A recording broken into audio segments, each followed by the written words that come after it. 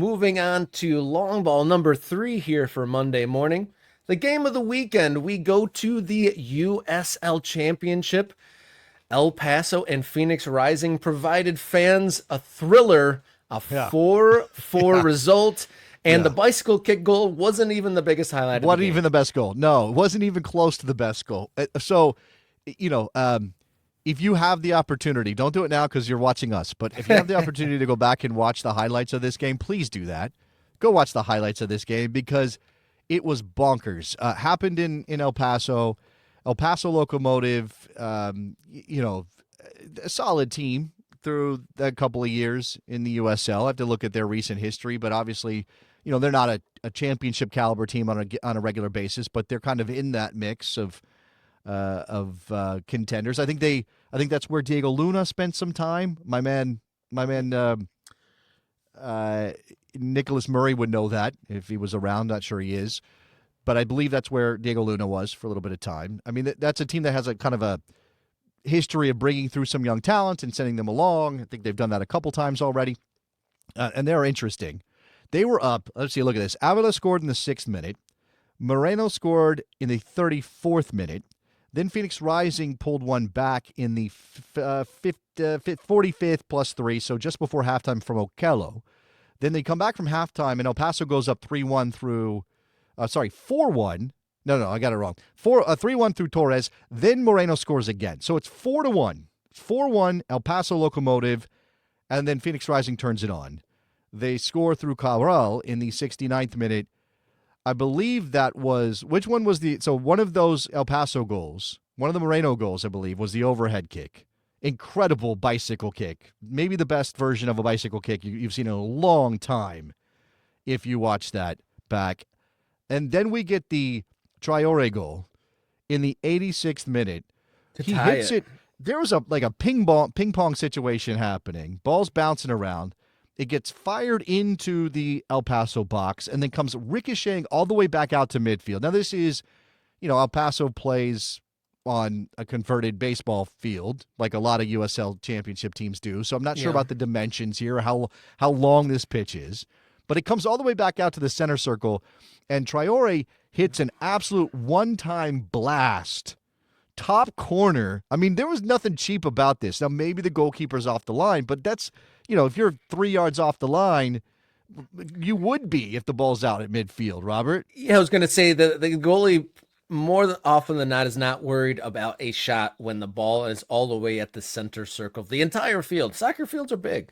Even if they are played in baseball stadiums, soccer fields are big. And so the goalie probably the ball is cleared, he'd take a step up and boom, half a second later, it's in the back of his own net. Yeah, and there's also so again, I'm trying to describe this and watch the highlights because you've seen midfield goals before. You've seen guys hit shots from that spot that are kind of, if they're not looping, they're arcs, right? They're kind of doing one of these to get over a goalkeeper. That's not what this was. If this was base, I would call it a frozen rope if this was a baseball situation, right? That's what I would call that.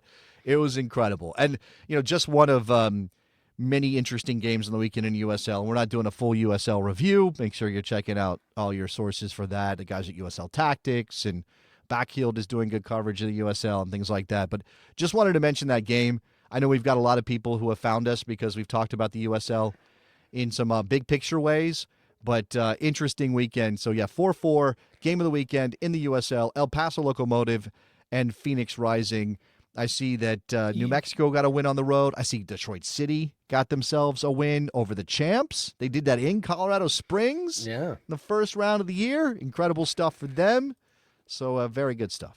Yeah, you didn't even mention in this El Paso Phoenix game that there was even 2 red cards for El Paso, so that might have opened up the space for that half court shot. No. That happened. Those red cards happened after the midfield goal from Traore. So maybe did that get everyone all riled up? They just scored halfway on us. Let's just throw down if you're going to disrespect us like that. But go ahead. Sorry, I was going to say looking at El Paso Locomotive's schedule though.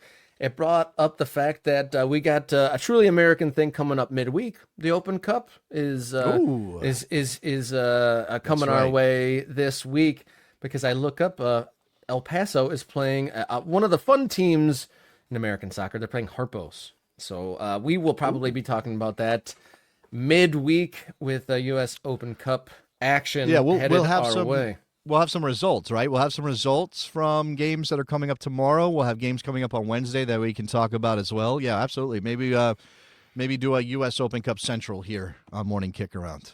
Yeah, Nate's thrown out in the chat that the game of the weekend would obviously be Barca Atleti, but while that might be true in a global sense, we are bringing it back home. We are bringing it back to our domestic ball.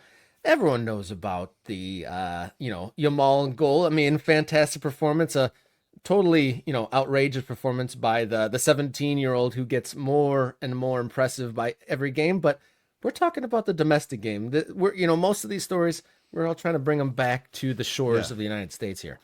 Yeah, that's true. I did watch I did watch that game. I did see that game. I did see Barcelona come back. I was crestfallen because I have adopted Atleti in La Liga this season after spending a little bit of time in Madrid in the summertime. So not I mean Lamine Yamal is incredible. It's hard to contextualize a 17-year-old doing what he's doing. Just absolutely insane.